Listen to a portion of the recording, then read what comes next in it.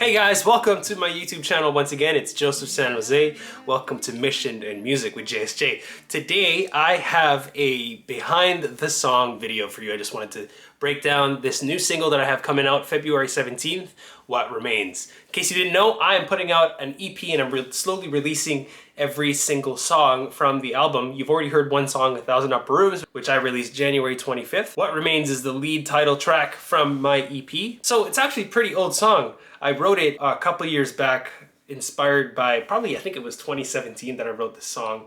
I think it was around the time I was thinking about Ash Wednesday. It was around Ash Wednesday 2017 that the words of the song came to me, and I was just playing some chords. I had this kind of lick on the guitar, on my acoustic guitar, that kind of sparked this song. I was in a time where I was praying about the way God saw me. I was thinking about Aquinas' arguments, proofs for the existence of God, and that there's the argument from contingency, that my being is contingent on my parents meeting each other, and their being is contingent on their parents, and so on and so forth. And you trace the line of contingency all the way back. If you trace the line of contingency all the way back to the beginning, that God decided that all things would be, that he would create. And there's something about my life existing that is God's decision, that it was his choice, it was his desire for me to exist. So that's kind of where a lot of the kernel of the song came from. I remember reading this quote by Pope Benedict, that before I came to be, God knew me. I am preceded by perception, that God perceived my very being before time began. Like he had this idea of who I am. It's like Psalm 139, like you formed me in my mother's womb, before the ages, that the idea of who I am existed for all eternity.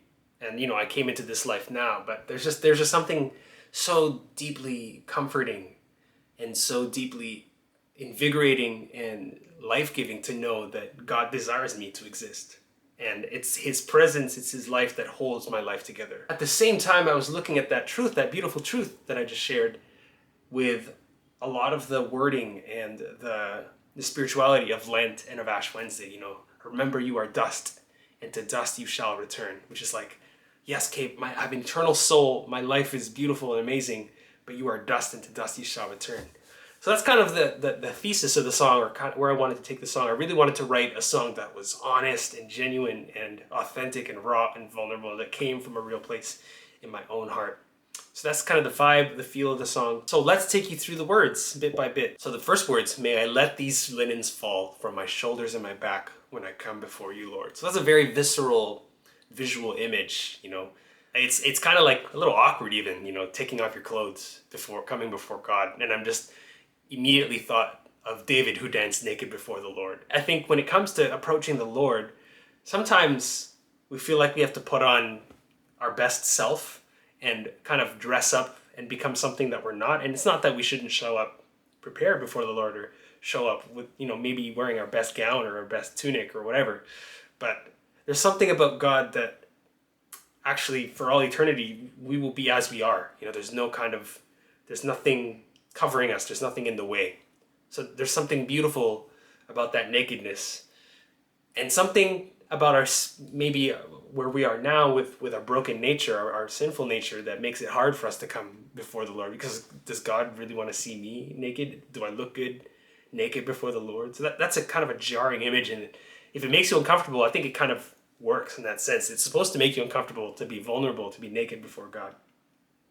And then there's the classic Ash Wednesday line, may I don your cloth in ash, and remember I am dust when I come before you, God. Again, it goes back to the Old Testament, like the book of Jonah, where out of repentance they don sackcloth and ash. And it's just to remind themselves of that they have sinned, of who they are before the Lord.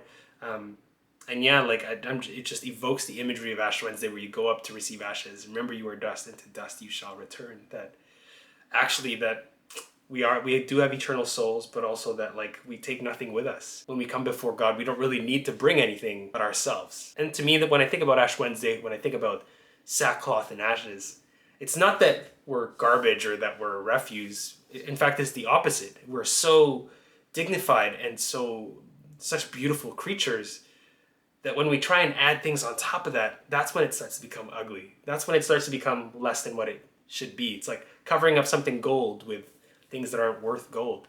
So that actually we are enough in and of ourselves, that the dust that we are is enough for the Lord, and that's all that the Lord wants.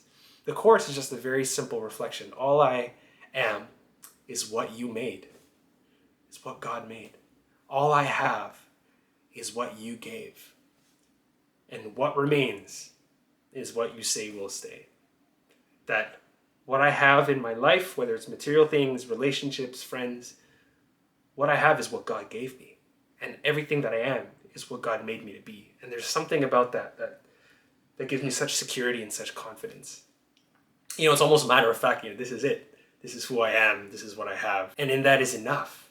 And that can never be taken away from me, because if God says it, that settles it. What remains is what God says will stay. And he can take anything away. The world might take things away from you. I might lose all my money. People might die in my life. What remains is what God says will stay, that he holds my life together. Okay, second verse. You shine your light upon my shadows. The falsehood runs and hides. Now you're standing by my side. The light scatters the darkness. You've seen a light, and the darkness shall not overcome it. That whatever darkness is in our life, if God's light shines, we see ourselves for who we are. It illuminates things. We see the falsehoods. We see the lies that we maybe have believed in. When the light shines and it scatters the shadows, it scatters the evil in our lives, and maybe perhaps spirits that have been possessing us, spirits of doubt, spirit of rejection, spirit of feeling like we're not worthy. When those things leave, we're not actually alone. We realize Jesus is standing by our side. That, as we've let go of other things, of attachments, of things that are not of him, we've finally made room for him. And if you look at the cover of the album art, it's pretty cool. There's a lion hunting this little pig. And I encourage you, if you want to leave a comment down below what you think of the art. There's a lot of different imagery there. There's the mask that's on fire. There's the scissors. There's a lot of cool little symbols that my artist Marielle, that she kind of unpacked in there. So there's a lot. I feel like it's a beautiful foil to the words, and I feel like you can listen to the song and then look at the art and kind of derive new meanings and new interpretations. So I encourage you to read into that and pray into that and see what kind of stands out to you. And the second part, because all you want is authenticity, where I'm genuine and free. Jesus, all you want is me. Gotta be my favorite line. All God wants is your authentic self, just who you are as you are, where you're genuine and you're free. You're not bound by this feeling that you need to be a certain way before God. Jesus, all you want is me.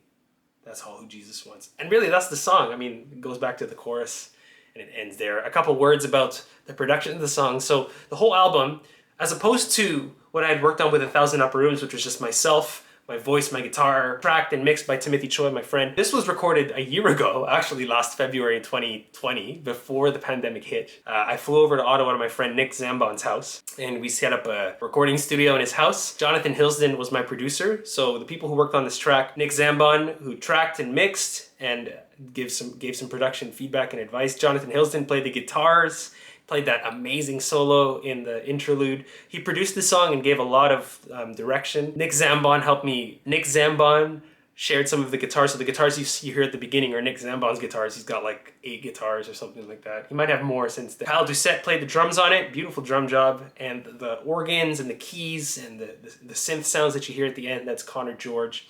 Andre Morrell playing the bass. And then it's Marielle's Field Kit who did the art, beautiful art, mixed by Nick Zambon and mastered by Drew Levine at ALL Digital Mastering. So hope you guys enjoy the song. Make sure you like, share, subscribe to this video, leave a comment.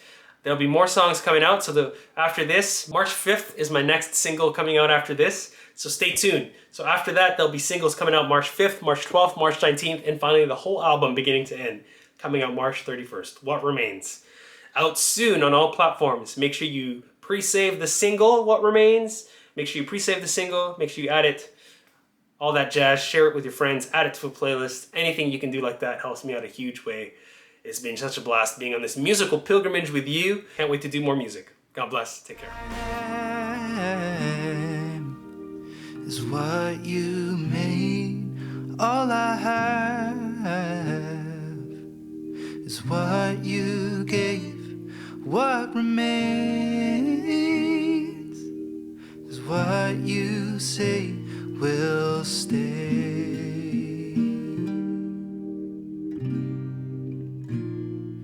what remains is what you say will stay.